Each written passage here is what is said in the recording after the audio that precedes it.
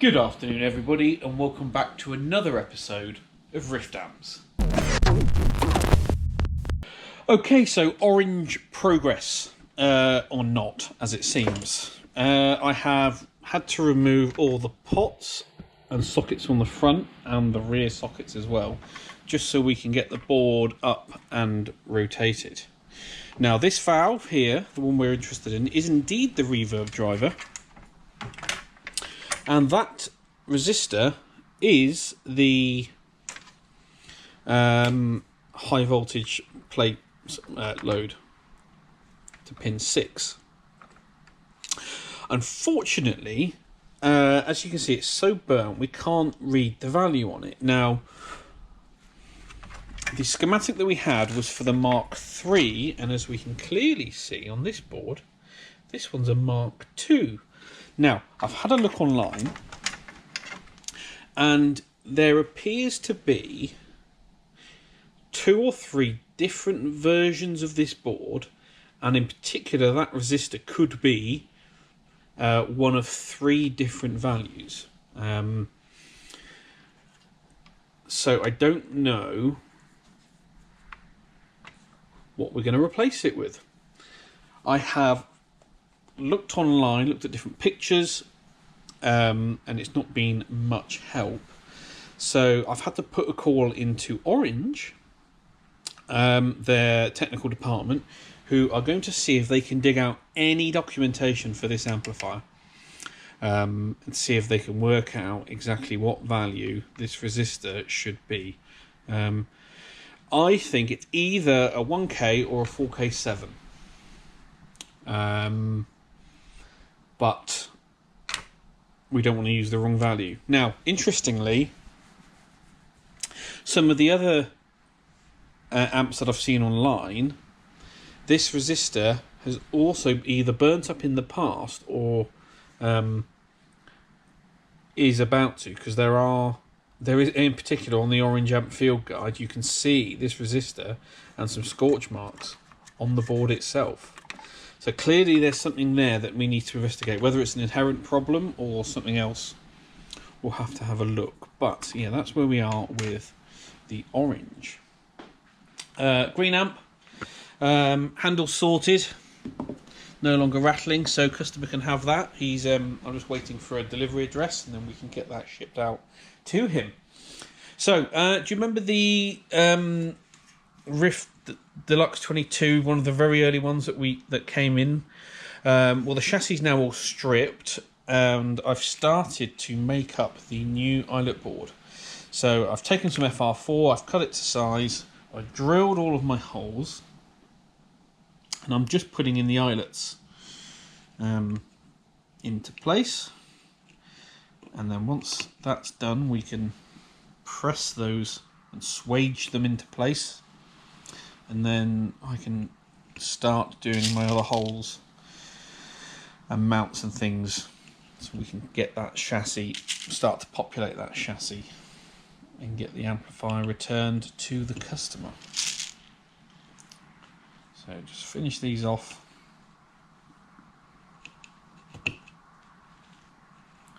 One more to go. There we go.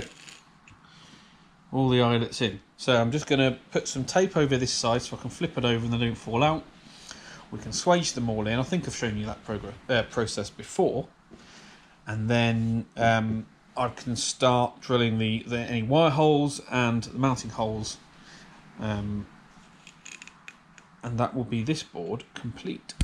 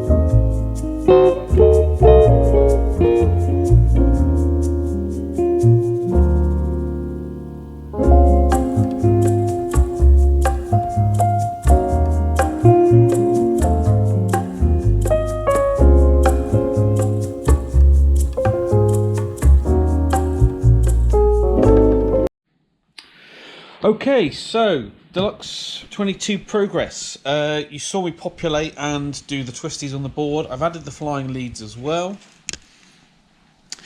So that's pretty much done and ready to drop in once I get the chassis finished. Filter board, I was one cap short, so I've got another one on order. That should be here next week. So that's the filter cap board, bias board, need to populate that.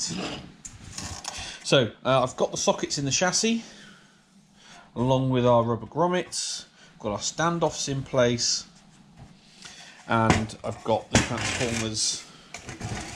I've got the choke, I've got the output transformer, and I've got the reverb transformer mounted. Still got to put the mains transformer in, but I need to think about grounding locations and where I want to put those. So that'll be a job for next week, but it's starting to look a bit more like an amplifier.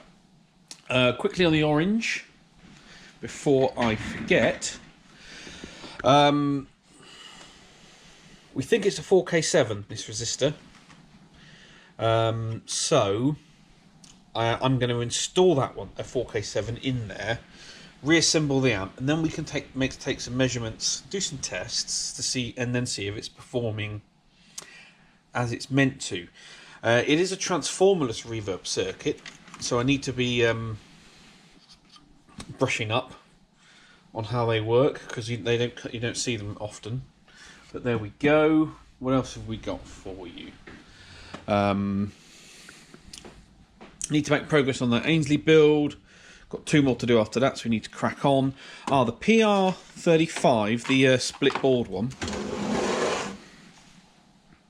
Spoke to the customer. He's happy to try it as it is to see if it works for him. And if not, I've said no problem. We can just send it back in. I'll drop it back in, and then we'll add some more gain to it if that's what he wants. So there's that one there. And then what else? Going blank now. Oh yeah, so I've got the faceplates on order for that. So that's almost done and signed off. Next week I've got to get back on that Hot Rod Deluxe. you remember the one that had the weird buzzing when at certain notes? Got the Ampeg to look at. We know about the orange, and there was finally, oh yeah, the tweed basement that's through there. Customer thinks he doesn't want me to do anything to it because he wants to strip it down and try and do a hand-wired conversion himself, which I think would be pretty cool. So yeah, that's it. That's the week done. It's gone really quickly. Then again, we did have Monday off, so there you go. But yeah, I'll leave you with a couple of shots of this. And I'll see you next week. Well, that's it then, guys. Thank you very much for watching once again. It's Friday afternoon. Gonna have a quick tidy up in the workshop, and then I'm off home for a couple of days. Back in on Monday. Please give this video a thumbs up. Put any comments down below. Don't forget to subscribe if you haven't already. Hit the notification bell so you know when we put up more videos. I shall see you again next week.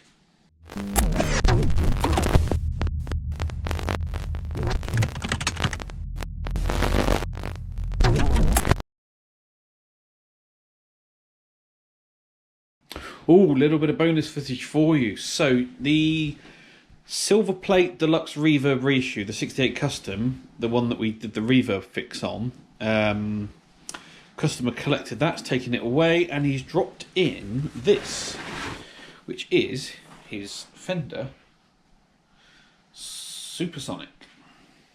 And I think it's the 60 model. Two issues it's come in for. One was reverb not working. Diagnosed that as soon as he turned up. The reverb cables are in the wrong, were in the wrong way round. Easy for you to say.